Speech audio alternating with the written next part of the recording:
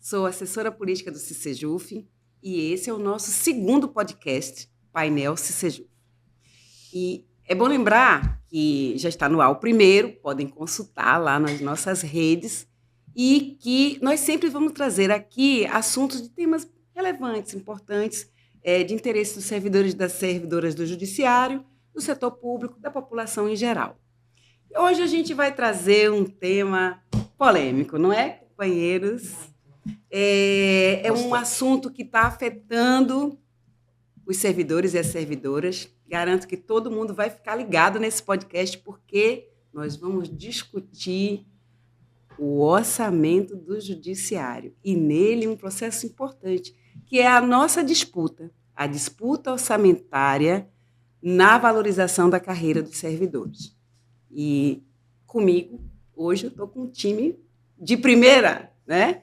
Nós estamos aqui com a nossa querida, né, presidente do CICEJUF e também coordenadora geral da FENAJUF e também membro titular da mesa do Fórum de Carreiras, Lucena Pacheco, né, nossa querida, com a Soraya. Todo mundo conhece a Soraya das redes sociais, todo mundo sabe essa guerreira que é, aliás, é a dupla, né?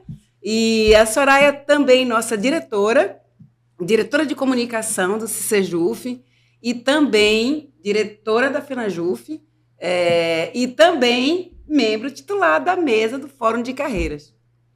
E comigo, Alexandre Marques, nosso grande companheiro, assessor parlamentar, e que vem acompanhando todo esse processo, também assessor do CICEJUF, assessor da FENAJUF. Vou dar uma boa tarde, meus queridos. Boa tarde. E dizer para vocês que vocês podem dar a sua breve saudação, falando que esse tema é um tema de muito interesse, porque essa discussão é falaciosa ou não é? Essa discussão de que não tem dinheiro, porque todo mundo está vendo aí os juízes se movimentarem, a magistratura tem se movimentado. Então, duas questões e vocês vão abrir. Primeiro, como, né, que vocês estão trabalhando, como foi que vocês pensaram essa disputa, o que muda, né, como que vocês vão enfrentar esse processo e tornar essa disputa real. E segundo, essa assimetria que existe hoje, orçamentária e de valorização salarial, é necessária? Então, essa é uma excelente pergunta para a gente começar aqui nossa conversa, né? Eu acho que o ponto fundamental foi no nosso planejamento estratégico no CICEJUF identificar essa questão, porque quando a gente identifica o problema, a gente vai em busca de solução. Então, esse foi o primeiro grande passo, né? Nós percebemos ao longo dos últimos anos, depois da Emenda Constitucional 95, Lei Complementar 200, né, que o orçamento do judiciário ele já está estabelecido e é ali dentro que a gente tem que buscar, então, a divisão, né? E, a partir daí, o que nós vimos? Vimos a magistratura se autoconcedendo diversos direitos, né? E os servidores ali, né, que são tão garantidores dos direitos quanto a magistratura, né, esperando alguma coisa acontecer. E aí nós começamos numa disputa, né, numa construção de uma reestruturação de carreira para que a gente avance e, a partir daí, identificamos essa disputa interna, né, as autoconcessões para a magistratura e os servidores sempre, né, precisando de algum fator garantidor para ter um direito mantido, né? Porque, na verdade, o que está acontecendo são as retiradas dos direitos a partir dessa disputa orçamentária. Então, acho que é isso. O grande ponto, né, Soraya, Alexandre, eu não sei, eu vejo dessa forma. Isso aí é uma política que já vem acontecendo há muito tempo. Hoje ficou uma coisa mais nítida, a nossa invisibilidade. Então, assim, na defesa da PEC 10, que é a PEC que devolve os quinquênios para a magistratura. O que o presidente do Senado fala? Com muita tranquilidade. A gente precisa trazer ganhos para a magistratura. A gente precisa fazer com que a magistratura seja uma carreira atrativa. Assim, ele não coloca o servidor do PJU nesse meio. Né? Nós temos que fazer uma carreira atrativa para que haja concurso, para que as pessoas, os bons quadros venham para dentro do judiciário. Então, assim, existe sim uma política que torna o servidor invisível, como se não existisse. Eles não nos citam, não nos agradecem e simplesmente querem nos atropelar. Então, assim, essa disputa, ela é uma disputa muito clara e a gente precisa bancar essa disputa e bancar para vencer. E essa invisibilidade, você traz, senhor Daí, eu acho que a imprensa não faz isso. A imprensa, quando ela diz que vai ter reajuste para o judiciário, ela acha que quem está levando reajuste é o servidor e não só a magistratura. Se a gente não conseguir que na sociedade a gente diferencie o que é reajuste para a magistratura, o que é PEC 10 e o que é reajuste, reposição das perdas, redução da carreira, que é para o servidor, todo reajuste, toda a mídia brasileira, quando fala de reajuste para o judiciário, quando fala disso, qualquer jornal que você pega, é para o servidor do judiciário. Exatamente. E não é. Exatamente. É para uma parcela que, quando quer ser servidor, usa 8.112. Isso. E quando quer ganhar benesses, eles vão para a lei dos magistrados, que é de 79 e, ao meu ver, precisa ser reformada. 60 dias de férias é um resquício ainda de um período do Brasil da ditadura que nós temos que rever. E o Supremo nunca reviu. O Constituição de 88 não quis mexer na lei orgânica administrativa. Recepcionou da forma que está, com 60 dias de férias, com um monte de benefícios, que quando a reforma administrativa vem e coloca lá que vai acabar com as 60 dias de férias, não era para servidor. Não. O servidor não tem 60 dias de férias. Aquilo era para tentar, em tese, atacar a magistratura, mas tem que mudar a LOMAN. É a LOMAN que diz 60 dias. Os quinquênios continuam na LOMAN. LOMAN. Tirou do 8.112 e mantiveram na Tirou LOMAN. dos servidores e manteve. Isso. E aí eles vêm buscar essa questão agora numa PEC. Exatamente isso. E, na verdade, isso interfere diretamente na população. Sim. Né? Porque, na verdade, quando você paga os quinquênios sem reter imposto de renda, né? Que é um recurso garantidor, então, né, de execução, por exemplo, de políticas públicas, a população é que vai ser prejudicada com isso. Né? Porque você tem Bolsa Família, você tem todas as políticas públicas voltadas para a população que você deixa de arrecadar quando você aprova aí esses quinquênios para a magistratura. Então, assim, não é só uma disputa interna do orçamento entre servidores e magistrados. Essa parte é muito importante porque o servidor ele está na ponta oferecendo serviço à população. E aí, essa interferência é direta. Mas cadê para a própria população você tira recurso, né, de garantir política pública que é necessária? Eu peguei aqui, né, uma coisa muito interessante, a forma como vocês fizeram essa sacada da necessidade de uma disputa como uma orientação mesmo. Né? Até então, veja, a Soraya colocou uma coisa muito interessante. Vocês têm cavado formas de resolver a própria valorização através de melhoria nos benefícios, né? Através de, como ela mesmo falou, com emendas, buscando no executivo, buscando no legislativo formas de valorização, enquanto o CNJ e os conselhos superiores vêm fazendo autorregulamentações para benefício da própria magistratura. Né? Na verdade, se autorregulamentando do ponto de vista financeiro.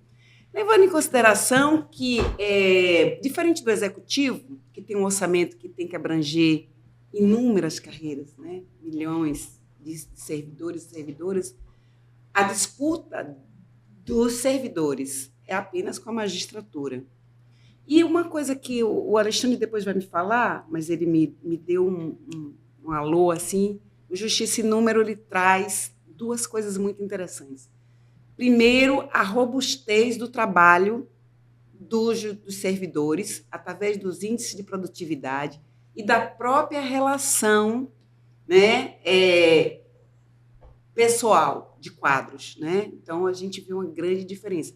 Aparentemente, parece que há, e aí eu vou deixar essa dica para o Alexandre depois falar para mim, aparentemente, parece que a quantidade de servidores, por ser maior do que a dos juízes, né, traria uma desvantagem no processo da valorização, porque, tipo assim, vai gastar mais.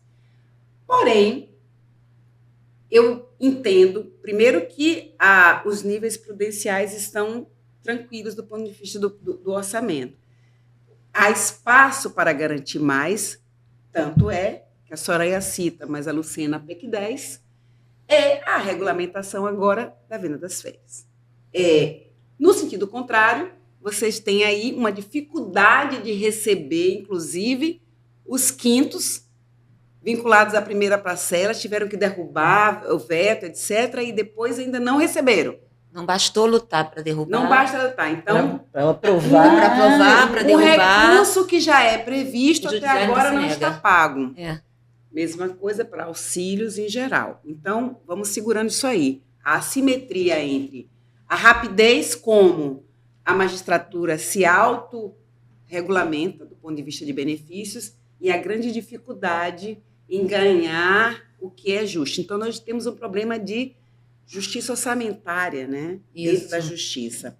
E aí, vocês sacaram que não basta ir lá arrumar dentro do legislativo o orçamento, dentro do executivo o orçamento, mas sim, o centro, e eu acho que é isso que tem, né, organizar os mais de 100 mil servidores e servidoras vamos para dentro buscar a justiça orçamentária. E aí eu pergunto, com todo esse exercício da invisibilidade, já que a imprensa não separa, né? Como quis vir o jogo? Primeiro, Alexandre, eu queria que você explicasse melhor a questão da relação de gastos juízes versus servidores no Justiça e Números, né? Como você mesmo já abrangeu. Segundo, Lucena e Soraya, como é essa caminhada, né, frente à própria magistratura do outro lado do balcão, quando vocês vão aos tribunais superiores, para dialogar sobre a necessidade de valorizar essa ferramenta, que a disputa orçamentária está acontecendo com a ferramenta da carreira. E esse é o melhor instrumento que vocês construíram e é onde vocês estão indo buscar. Então, como que está sendo isso? E, Alexandre, como que a gente comprova a injustiça orçamentária? Essa comprovação é fácil.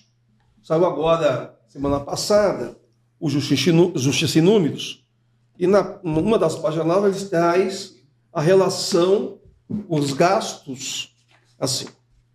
É a página Justiça e Números 97, para quem quiser conferir. Custo médio mensal dos tribunais com magistrados, servidores, incluindo benefícios, encargos, previdência social, diárias, passagens, indenizações judiciais e demais indenizações eventuais ou não eventuais.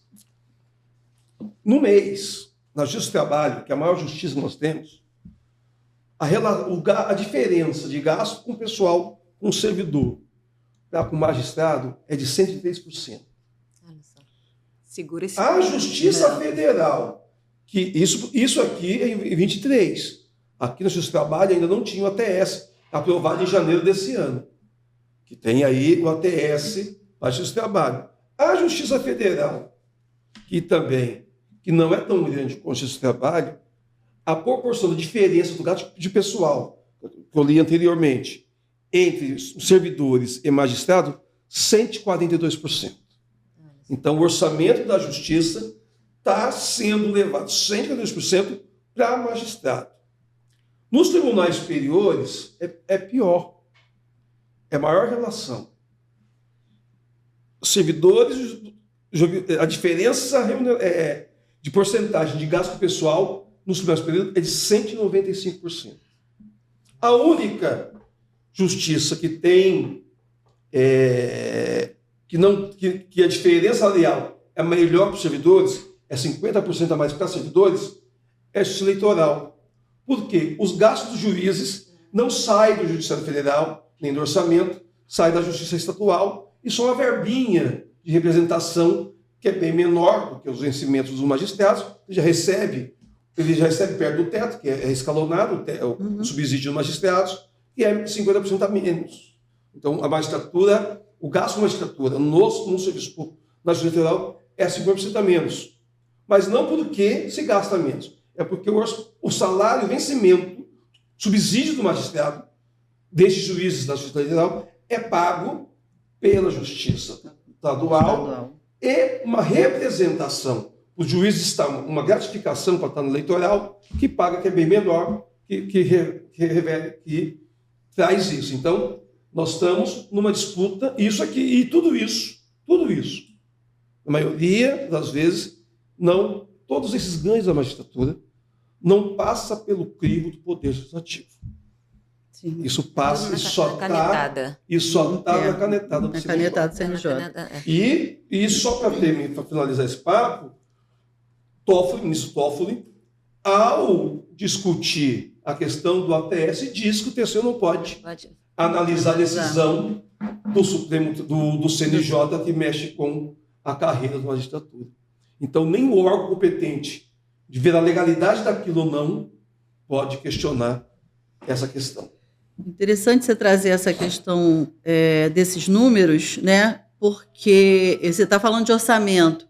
E aí, quando a gente pega o número de servidores, são 10 vezes mais do que os magistrados, pelo menos, né? Então, você tem mais de 100% de gasto do orçamento com a magistratura, né? Mas quando você bota os números frios do quantitativo de servidores, eles são 10 vezes, pelo menos, mais do que os magistrados. Então, assim, a diferença ela é gritante, né? Tá bem nítido aí aonde que está o gargalo, né?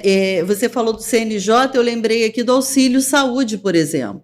A Anamatra entrou no CNJ com pedido de um piso para a magistratura, né? A gente acompanhou isso. E aquele piso era de 6%. A Anamatra pede um piso de 6% e leva as contas. O CNJ concedeu 8% de piso. Petita. Então, assim, não era nem o que estava na mesa em jogo, né? Estava na mesa em jogo 6% para a magistratura. E a concessão foi do próprio CNJ. Então, a gente tem muita preocupação com essa questão do que o CNJ tem feito, né? Com essa caneta que você trouxe aqui para a gente, porque os servidores também pediram um piso. O processo está há mais de um ano lá para ser analisado. E você nem tem pretensão de incluir no orçamento um piso para os servidores. E assim, e quando se trata de saúde, né, ainda mais quando você vai falar de autogestão, né, ou mesmo do plano privado, você tem lá a magistratura num plano superior e os servidores num plano, né, mais inferior por conta do salário, né, da remuneração de cada um, só que na hora da sinistralidade desse plano de saúde é igual para todo mundo. Não tem diferença. Então, assim, está muito nítido, muito claro nesse pequeno ponto, né, o que a gente está enfrentando. E a gente teve, por exemplo, né, conversando com magistrados de associação, não era, eu vou falar aqui de um caso que não era nem um magistrado no seu papel, né, institucional, era uma entidade associativa. O magistrado, a gente foi pedir apoio à nossa recomposição salarial, antecipação da parcela. O que nós ouvimos do magistrado é que servidor progride durante 13 anos, magistrado, ele não recebe o subsídio e não vai para lugar nenhum mais. Então, assim, a gente deixou muito claro naquela ocasião, né, que foi uma escolha. Isso é questão de escolha da magistratura. Eu acho que isso é escolha, Luciano. O magistrado, o servidor, entra no A1 com vencimento básico. O magistrado, ele já entra ganhando quase 3 vezes mais que esse no A1. E chega por merecimento. ou por merecimento, ou por idade, o desembargador já recebendo teto. Então, assim, não é 13 anos, mas o juiz sai de substituto para titular em 3 anos, que é o estágio, que seria o estágio probatório dele. Pois é, e a escolha do subsídio é justamente essa, né? É um valor a ser percebido pelo magistrado que incluiu a época da transformação, todos os benefícios. Então, quando eu digo escolha, é porque ele escolheu receber uma remuneração que incluía todos os adicionais dele, Sim. todos os adicionais num lugar só, né? E o servidor não, o servidor recebe o vencimento básico, se tiver alguma outra coisa, ele precisa ter o merecimento e andar atrás para conseguir aquele direito e conseguir manter aquele direito a mais, enquanto a magistratura, né, quando ele escolhe o subsídio, ele escolheu dessa forma. Só que aí o servidor diz assim, então eu também quero subsídio. Aí a gente tem que pensar na grande diferença que existe. A magistratura que escolheu o subsídio lá atrás, hoje está cheia de penduricalho.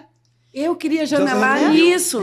Ela se arrepende e ela cria outros instrumentos que ela negará. Por exemplo, auxílio habitação, é aquele que... Moradia. Que, inclusive, até pouco tempo, não sei, vocês me atualizam, era pago para quem mora no mesmo lugar. E para os dois, se fossem os dois casados. Se tivesse casado, para ambos. Então, assim, várias formas de maquiar que para nós serão inconstitucionais, ilegais. E a diária também. Saiu no Estadão domingo agora, domingo dia 9 de junho, que o STF paga diárias para magistrado do STJ, do TJDFT, que moram em Brasília. Olha só. E para vir trabalhar dentro de Brasília, estão recebendo diárias. É isso, aí você escuta o quê? Você faz uma visita a um magistrado, a um tribunal, né, do superior, aí você escuta o quê? Não tenho dinheiro nem para pagar as contas básicas. Não é? Não tenho dinheiro nem para... As contas deles são altas. Não tenho dinheiro nem para pagar as contas básicas. Eu não tenho dinheiro nem para pagar as contas básicas. Então, assim, tem dinheiro sim, gente. Tem dinheiro. E esse discurso de não ter dinheiro não é nosso. Não tem que ser do servidor, da servidora. Esse discurso é da administração. A gente tem que correr atrás para que haja realmente essa divisão justa do orçamento. Então, o nosso foco tem que ser esse. O foco é fazer com que o STF se movimente, que os magistrados se movimentem e que entendam que nós fazemos parte também dessa máquina, né, dessa máquina que é o judiciário, para que essa máquina funcione. Então, assim, não dá para você chegar, você como servidor, e de cara falar, não, eu vou pedir alguma coisa, mas tá difícil deles dar. Não tá difícil, não. E vou dar um exemplo aqui, claro, que o Alexandre e a Luciana vocês podem até ajudar. É o que aconteceu com a Justiça do Trabalho. Quando nós pedimos a antecipação, foi a única justiça que não tinha dinheiro para antecipar. Não foi isso? A última parcela a antecipação da última parcela da recomposição salarial. Eles não tinham dinheiro para antecipar. Aí surgiu lá a necessidade de pagar o ATS. A necessidade de pagar o ATS, eles arrumaram dinheiro para pagar o ATS. Tem orçamento para pagar. Então tem orçamento para pagar. O problema é que não tem a vontade de dividir de forma justa. E aprovado esse ATS em janeiro, a ministra relatora estava viajando para os Estados Unidos, participou online. Nunca na história do Conselho Superior de Justiça do Trabalho fizeram sessão em janeiro. Mas para aprovar o ATS em janeiro, porque o orçamento eles tinham que aprovar até dia 31 de janeiro. Eles fizeram uma sessão online. Extraordinária no recesso. E o que a gente acompanha dessa questão das sessões é a própria questão dos quintos. O ATS foi aprovado em 5 minutos numa sessão. Os quintos absorvidos pela primeira parcela do reajuste já tem aí quanto tempo? Um ano. Quase um ano. Desde dezembro, aliás, 6 meses, né? Que é desde dezembro, quando foi aprovada a lei. A Justiça Federal, por exemplo, é a única que não pagou a primeira parcela, mantém a absorção da primeira parcela da recomposição salarial. A retroatividade da lei. É um peso e duas medidas para fazer O ATS foi 5 minutos. Se você ler... Mas Para os quintos, 6 meses. A gente trazer o quinto para a mesa nessa discussão orçamentária é importante. Porque os quintos foi tirado, foi para o Supremo Tribunal Federal, uma infraconstitucional que já tinha sido resolvida. Infraconstitucional. Direito já foi concedido pelo STJ. O Supremo busca essa questão e derruba uma coisa que não está julgada. Isso por quê? E qual que era a defesa dos ministros, alguns ministros do Supremo Federal? Era o impacto orçamentário dessa parcela reconhecida por um tribunal superior. Então a disputa não é de agora. Não, essa disputa é antiga. antiga. De algum tempo já. Agora só está mais escancarada. Agora fica mais claro. Ficou mais escancarada. O próprio Supremo Tribunal Federal e o CNJ, quando se cria o CNJ, que seria o grande guardião desse cofre, que deveria ser o grande organizador desse orçamento, tanto para a magistratura quanto para os servidores, porque o judiciário não é feito só de magistrados. Não é feito. Se tirar todos os servidores, o judiciário não anda. Está aí o Justiça e Número para demonstrar, e está aí a realidade. E as metas todas batidas. Seria impossível os milhões de processos baixados, até pela quantidade de magistrados que existe, mesmo com toda a ajuda da modernização, da automação para alguns processos. E eu acho que tem uma questão muito importante que está sendo pautada, que há uma redução progressiva na discussão da contratação, né, de cargos, e uma redução progressiva no uso do orçamento para a valorização do quadro de servidores, um enxugamento que iniciou lá em 2019, mais fortemente, com a justificativa do corte da emenda do teto, a EC 95. Sim. Depois, superou-se com a pandemia esse processo, porque houve um desmonte, a ampliação do teletrabalho e a desresponsabilização com os custos de infraestrutura e tudo mais. Isso. E, a partir daí, esse caixa tem sido utilizado de forma diversa do que deveria que ser. E uma outra questão que vem à baila aqui agora, que eu acho que é importante, essa tentativa, inclusive, de trazer a residência jurídica para o centro do processo, nada mais é do que uma forma de redução do gasto de pessoal dos servidores para aumentar o cofre da magistratura. Exatamente isso. E essa balança, ela fragiliza a entrega, né? A realização, precariza demasiadamente a relação da aplicação do direito. E aí, uma coisa importante, nós temos que estar lembrando todos os dias que esta carreira, essa magistratura, não está levando em conta que o quadro de servidores hoje está listado como um quadro essencial. Sim, e não foi às custas da magistratura, foi às custas do esforço da própria categoria. Então, acho que é importante. E aí, eu queria só falar uma coisinha aqui que eu acho que está indo maravilhoso. Primeiro, que a gente já levantou todas as polêmicas, né? Então, acho que é importante que também isso, como é que vocês veem isso na mídia, como é que vocês veem isso nessa discussão que vocês estão travando, seja no fórum, seja na visita aos próprios ministros, né, que, de certa forma, estão envolvidos no processo. Do CNJ como centro do poder de decisão, mas também de como que a categoria está se organizando para esta pressão, o que a FENAJUF orienta nessa pressão, para que a gente tenha esses argumentos que o Alexandre traz, esses argumentos que você trouxe, que a Soraya trouxe, de se entender como uma categoria que está se resolvendo há muito tempo, né? Construindo projetos dentro do Legislativo, aprovando, derrubando veto, sancionando leis. Como que vocês vão para essa etapa agora de demonstrar que isso é por uma justiça orçamentária? Os servidores também fazem parte do orçamento. Queria ouvir vocês. Então, eu penso que a primeira coisa que a gente tem que fazer é valorização desse quadro. Eu acho que se entender como essencial nesse processo de garantia do direito do cidadão e da cidadã é o primeiro passo para que a gente né, construa e identifique e se valorize e se fortaleça para essa luta.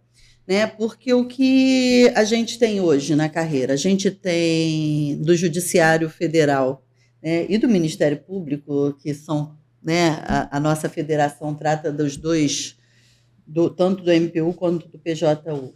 A gente tem 2 cargos de nível superior. E isso não foi porque a gente queria 2 cargos de nível superior mera e simplesmente. Porque as pessoas têm formação, né, estão qualificadas dessa maneira para poder fazer acontecer as tarefas do PJU.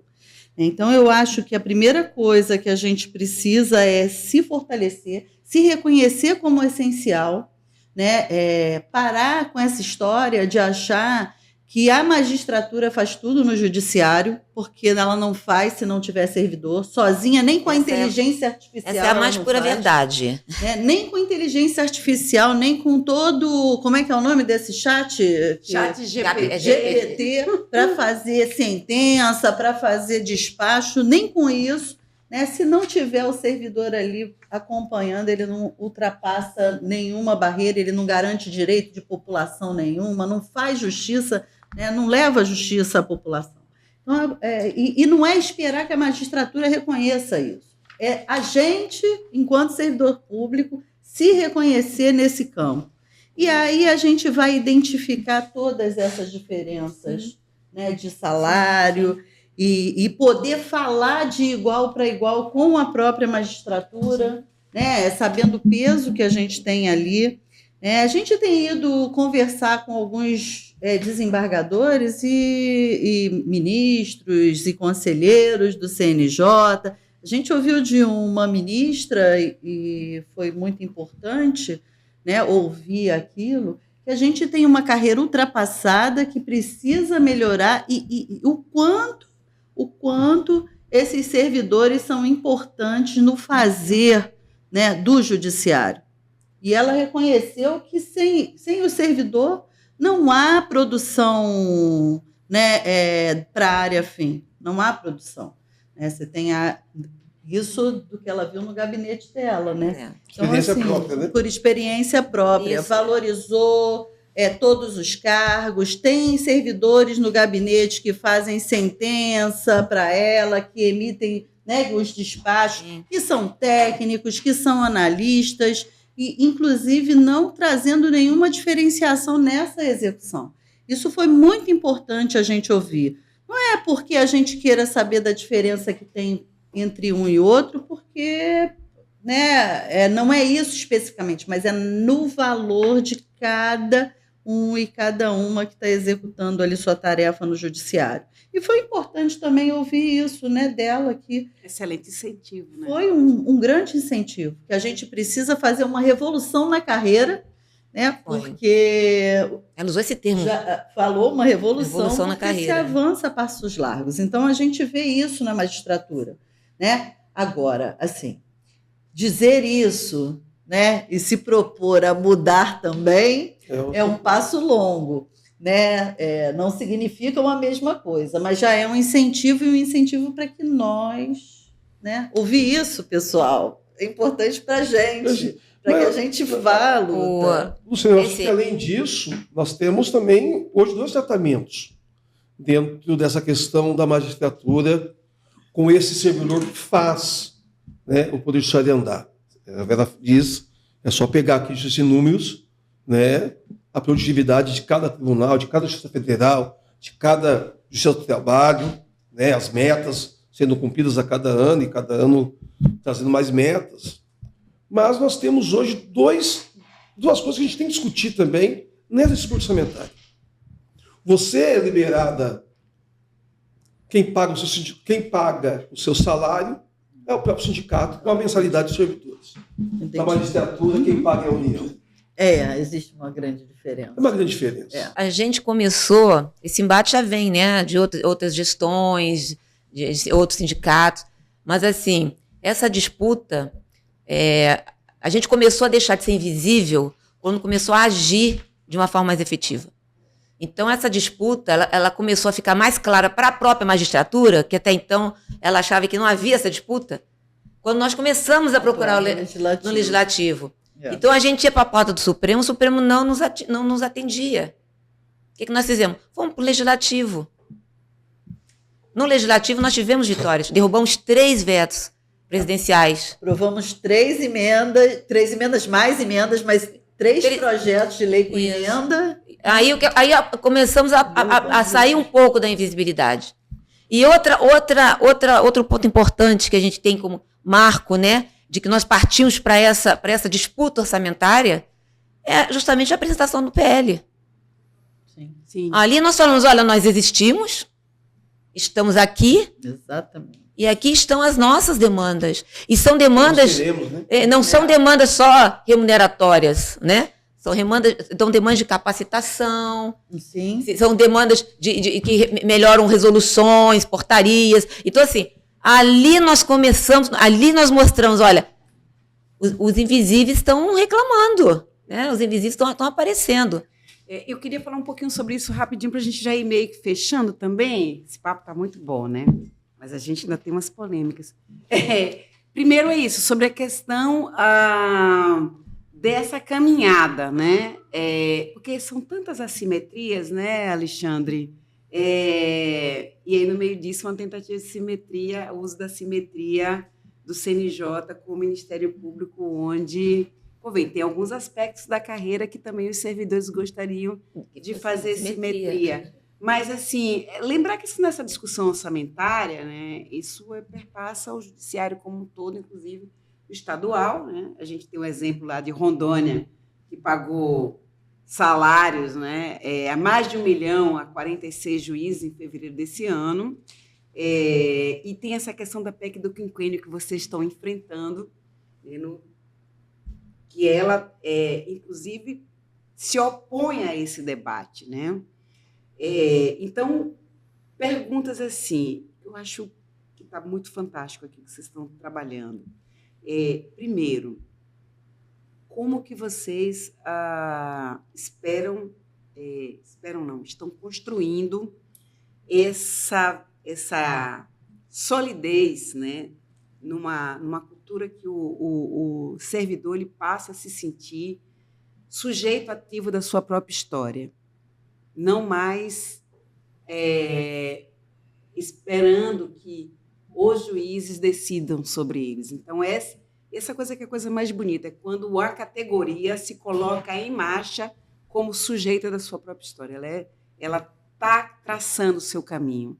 Isso passa por ir no pressionar os juízes, pressionar as administrações, né? Seja nos seus locais, estados, seja nacionalmente falando, dialogar com a mídia. Então, assim, como que vocês estão furando essa bolha de explicar que vocês não ganham o que os juízes ganham, que a luta é por uma equidade? Eu acho que o termo é esse, né? É uma equidade de tratamento. É um processo em que vocês têm que se construir dentro de uma justiça na distribuição, né? A justiça precisa ser justa. E aí, frente a isso, PEC 10, a questão do ATS... A gente não falou da licença compensatória. Licença compensatória, que, né, é outro tema assim, extremamente polêmico. Estamos nas polêmicas, né? Como que a gente enfrenta isso? E aí, a outra coisa que eu queria falar é assim...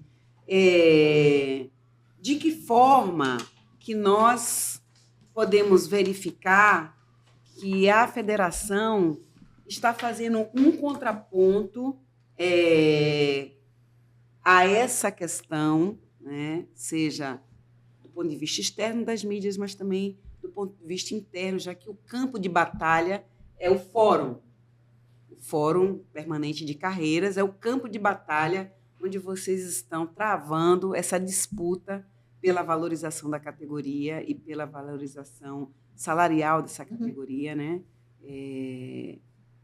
Buscando algo que é devido, né? E aí eu quero lembrar só uma coisa.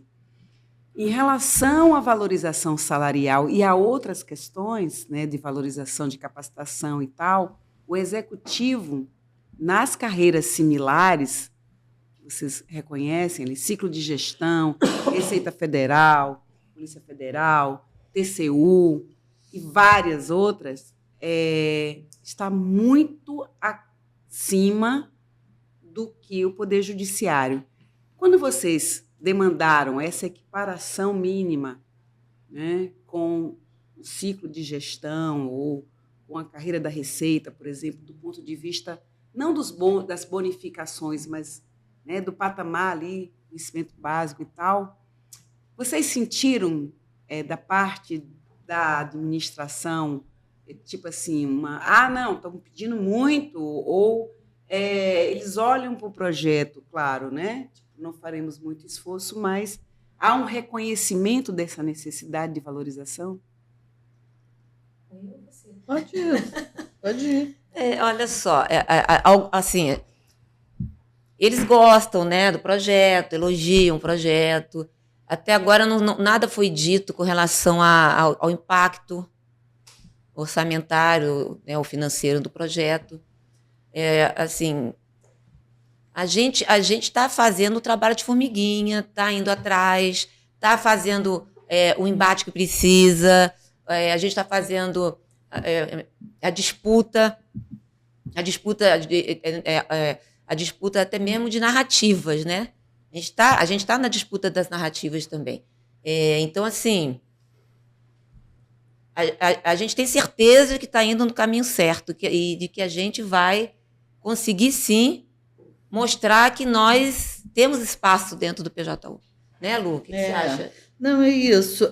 Assim, a partir do momento que a gente se reuniu e construiu um projeto, né, a Soraya gosta muito de dizer que é a primeira vez que a categoria apresenta formalmente, né, um projeto para a administração feito por ela, porque e é assim mesmo, porque em todos os outros algum representante da categoria participava da mesa e aí a administração trazia e ali você tinha concordância ou não com o que estava sendo apresentado. Pela primeira vez, a categoria ela toma as rédeas disso e constrói um projeto, né? Constrói as diretrizes que se materializaram nesse projeto.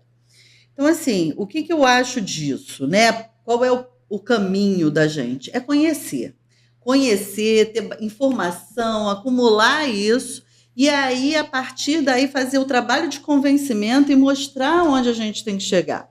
E isso não somos só nós que somos dirigentes, não, gente.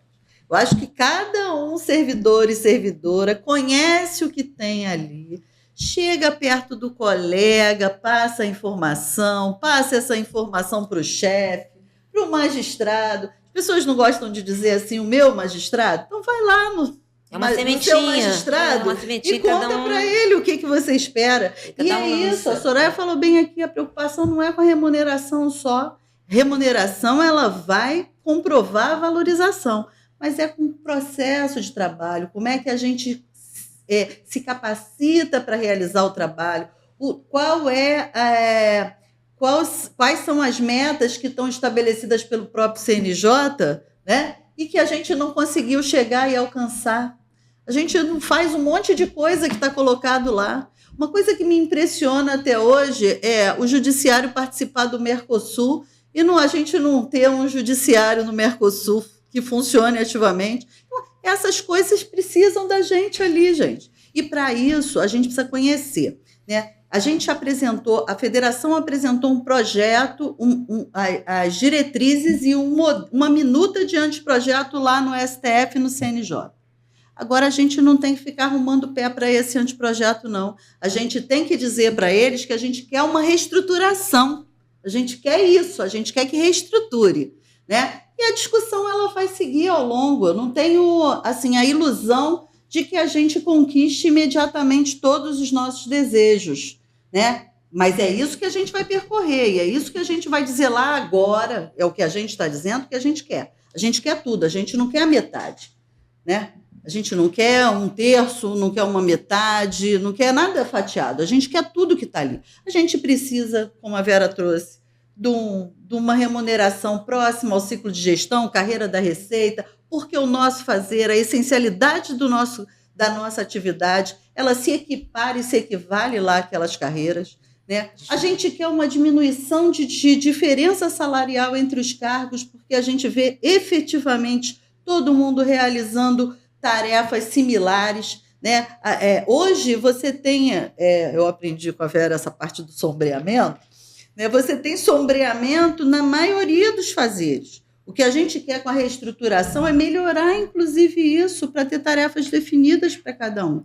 Então, assim, conhecer, eu acho que é isso, né? Entender seu papel, seu valor de essencial, conhecer o que está proposto, né? E ter clareza que a gente precisa se mobilizar para isso.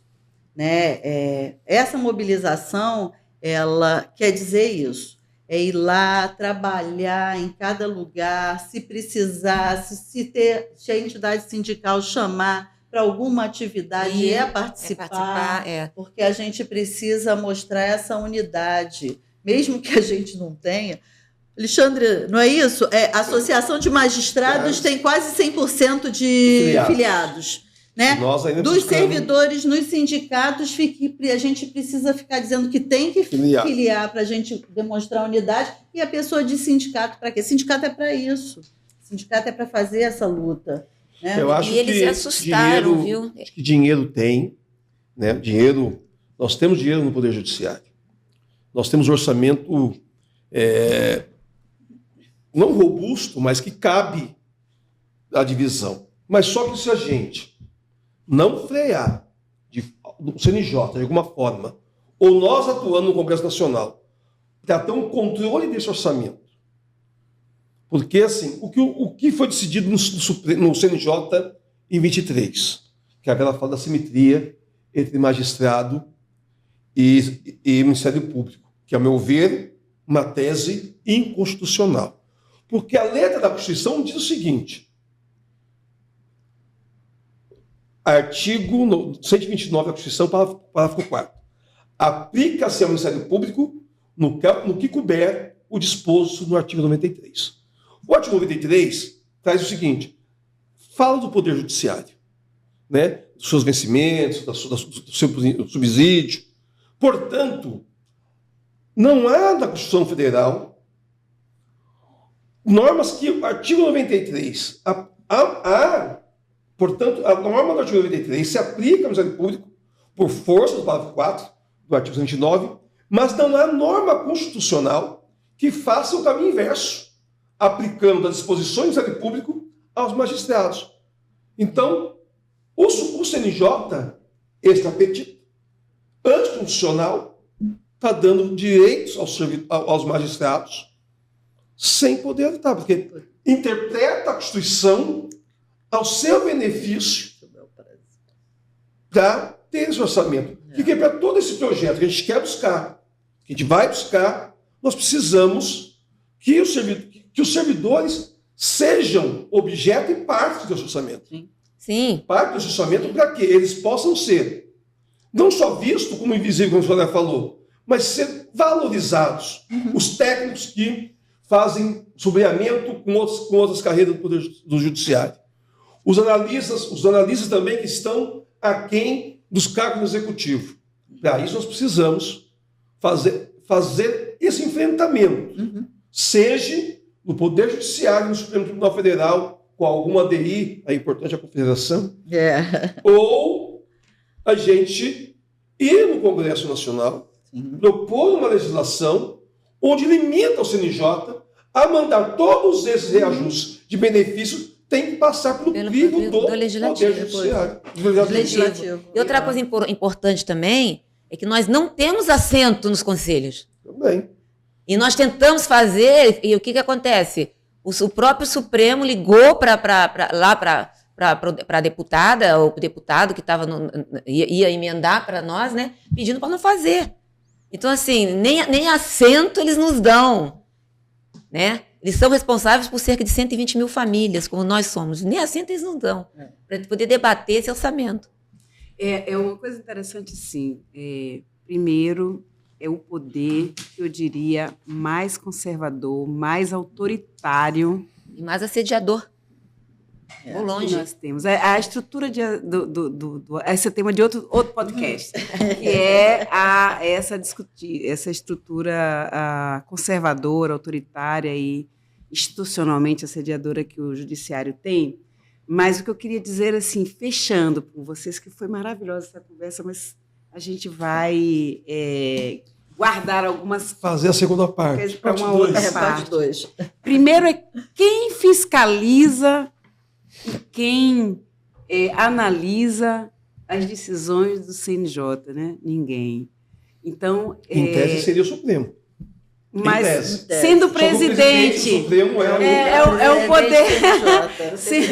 Sendo o presidente do STF e membros do Conselho, todos os outros conselhos e todos os outros tribunais superiores, existe ali, né, uma contradição. Mas eu entendo que tem 3 caminhos além dessa organização da disputa aberta, da disputa explícita, da disputa que vá para os meios de comunicação, inclusive, demonstrando a injustiça que ocorre hoje, valorizando os servidores, importante, são 100 mil servidores na ativa, mais de 100 mil servidores na ativa, e se a gente, entre auxiliares, técnicos e analistas, hoje nós corremos um risco de redução do quadro, muito em função da criação, que eu diria hoje exacerbada, de funções e CJs. É importante a gente lembrar que isso nem se debate no Fórum de Carreiras, mas é papel deste fórum também delimitar essas questões. E nós precisamos dos assentos, e se tivermos que ir ao Poder Legislativo, né, isso se faz necessário, teremos que cuidar para que esse judiciário se democratize e possa ser justo com as 2 partes que constroem, né, o quadro de servidores e a magistratura. Hoje, parece que somente a magistratura constrói. Então, fechando, dizendo que foi extremamente agradável, deixando franqueada a palavra para vocês, eu acho que a gente tem que falar aqui um pouco dessa perspectiva de um judiciário mais democrático e como que a gente transforma o CNJ num espaço justo, né, com a participação dos servidores da representação, e não seja uma representação que não tenha direito a voto, por exemplo, nos outros conselhos também, né, superiores, e como que a gente faz a discussão para a mídia, para que ela entenda que não estão sendo criados privilégios, pelo menos não para os servidores. Né? Então, quando a gente fala aqui da disputa orçamentária, e aí cita, por exemplo, a PEC dos quinquênios, a licença compensatória, que é uma licença de 10 dias no mês para quem, né, exerce qualquer função, para magistrado que exerça qualquer outra função. Quando a gente fala do auxílio, da diferença do piso do auxílio-saúde, a gente não está falando em retirada de direito de nenhum trabalhador, porque eu entendo que o magistrado também é trabalhador. Sim, e tem que se reconhecer dessa forma. Exatamente. O que a gente está falando aqui é que, se não é um direito para todo mundo, isso é um privilégio de uma fração, de uma parcela daqueles trabalhadores. Então, é com essa preocupação. Para além disso, né, a gente se preocupa com a questão assim, a gente sempre, né, toma por base toda a classe trabalhadora. A gente não está fora do mundo do trabalho de maneira geral. A licença compensatória, quando a gente pensa nela, não é que a gente seja contra um ganho da magistratura, mas a gente pensa na moralidade de uma classe trabalhadora que tem que, no mínimo, trabalhar 40 horas semanais, né, sem direito a mais nada, né, enquanto que trabalhando exaustivamente, enquanto que outros trabalhadores precisam descansar 10 dias a cada mês trabalhado se exercer uma função a mais. Então, assim, não é uma preocupação, né, com a retirada desses direitos desse segmento de trabalhadores, mas sim, né, desse segmento magistratura, segmento de trabalhadores magistratura, mas sim com uma preocupação, né, de como a gente aparece para toda a classe trabalhadora, né, que não consegue, que às vezes trabalha mais de 40 horas para perceber o salário mínimo ao fim do mês. Então, essa é uma grande preocupação nossa. É pensar, né, por que a gente quer fortalecer o judiciário. Né? É pensar num judiciário que, né, traz o resultado para a população sem restringir o direito daquela população, né, no direito às políticas públicas. Quando fala lá da PEC dos quinquênios, além de ser, não é um direito para todos, então a gente considera um privilégio, ele não vai pagar imposto de renda sobre isso, porque não está na característica daquele pagamento ali isso. Né? O imposto de renda, né, eu falei lá no início, é uma forma de arrecadação para a implementação de política pública. Você tem uma população passando fome ainda. Então, como é que a gente vai, né, moralmente achar que isso está correto? É para mais do que, né, o que a gente quer de valorização da carreira. Eu penso que a gente tem que ter uma preocupação grande, porque enquanto servidores públicos e garantidores do direito, isso deve estar sempre no nosso norte. A gente não pode abandonar isso. Né? E assim, a gente e falar que com relação, né, à nossa reestruturação, a gente tem clareza que cada um tem seu papel. Ninguém quer usurpar aqui o papel de ninguém. As pessoas só querem, servidores e servidoras só querem ter o seu reconhecimento. Quando a Soraya fala aqui, o Alexandre fala na invisibilidade, eu fui a uma comemoração de 35 anos da criação dos tribunais regionais federais, e havia lá homenagem a servidores e magistrados. Né? Na mesa, formada pelos magistrados presidentes dos TRFs, apenas o presidente do TRF fez menção a servidores. Então, assim, fica claro, né, que há necessidade da invisibilização para que a gente não tenha força e ânimo para buscar os nossos direitos e nossas conquistas. Né? Quando a gente trabalha para o magistrado, está numa relação mais direta, né, e aparentemente ele tem uma relação paternal, é justamente para calar a gente, não é outra coisa. E é importante também a gente entender que não existe um judiciário valorizado se seus trabalhadores e trabalhadoras também não forem valorizados. Então, assim, a gente precisa trabalhar para que haja essa valorização, né? A gente precisa mostrar que a gente está aqui, nós estamos aqui. Mesmo os aposentados, né, iguais a mim. Que construíram. Então, assim, a gente está aqui e é importante, nós precisamos lutar por isso. Eles sentiram que nós estamos saindo dessa zona de conforto para eles, que é uma zona de conforto para eles, e a gente está correndo atrás do que tem que correr atrás. E vamos ao legislativo todas as vezes que for necessário. E vamos mostrar que temos voz, né? Nós vamos mostrar que temos voz, que nós trabalhamos, que nós construímos em conjunto com eles o judiciário, né? E mostrar que o judiciário não é só composto por magistrado, pela magistratura, que ele possui ali não é nem por trás, caminhando junto com ele ali, né? Digamos assim, ele possui diversas... Carregando o piano. De pessoas extremamente capacitadas e gabaritadas. Isso. O judiciário o judiciário, ele possui servidores extremamente gabaritados e capacitados. Então, assim, é importante sempre entender que o juiz não trabalha sozinho, gente. E a gente precisa sair dessa invisibilidade e mostrar que nós fazemos parte do judiciário, fazemos parte do orçamento e que nós estamos aqui para correr atrás disso. Assim, eu acho que nessa disputa orçamentária nós temos que ter um orçamento contingente com o número de servidores.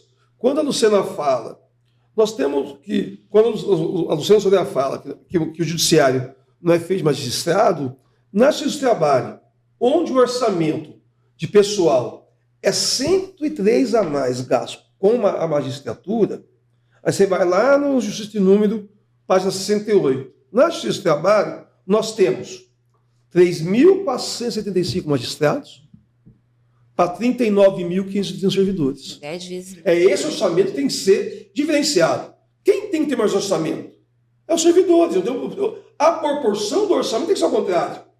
Eu posso ter 70% hoje no orçamento destinado a servidor, que é a maioria, e 30% destinado a gasto com o pessoal para a magistratura. Isso é um equilíbrio. E isso nós podemos buscar e pressionar. Nós precisamos de duas coisas. Nós temos que pressionar uma reforma da Loman.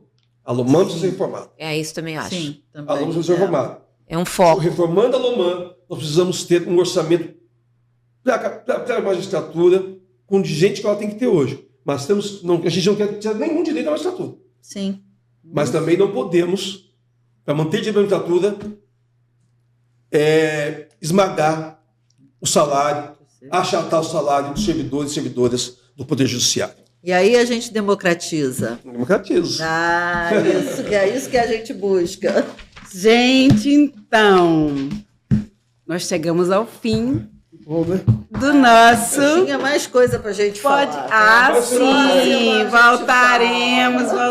Eu quero agradecer aqui a nossa caríssima presidente do CICEJUF, Lucena Pacheco, a nossa queridíssima coordenadora de comunicação, ambos os três, né, guerreiros nessa luta aí por um judiciário democrático. Vou levar o batom da Soraya aqui na minha mão. Quero agradecer a Soraya pelo trabalho maravilhoso na comunicação, né?